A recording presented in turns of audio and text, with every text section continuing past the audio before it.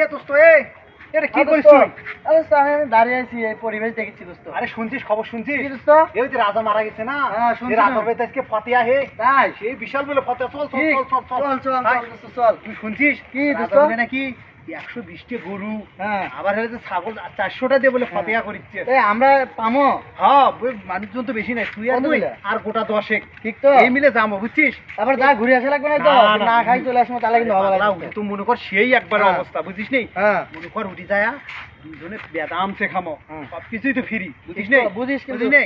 চল চল চল, যা দেরি হয়ে গেল, যদি দেরি মনে হয়ে কর গেল। না হয়। চল চল চল। হ্যাঁ আচ্ছা চল আয় তাড়াতাড়ি চল। দোস্ত, হ্যাঁ এ পেটের মধ্যে মোসল মারিচ্ছে রে। ওর আবার পেটের মধ্যে মুসল মারিচ্ছে কে? ইস, এ পায়খানা মনে হয় যাওয়ার লাগবে দোস্ত, তুই যা আরে আজকে। তুই যা, হ্যাঁ?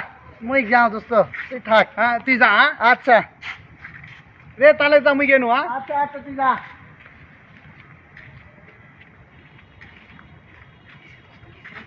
কি রে, ইমন টাকা ভরি আছে? এ দোস্ত চলে গেছি, টাকাটা পাইলাম রে, টাকাটা পাইলাম।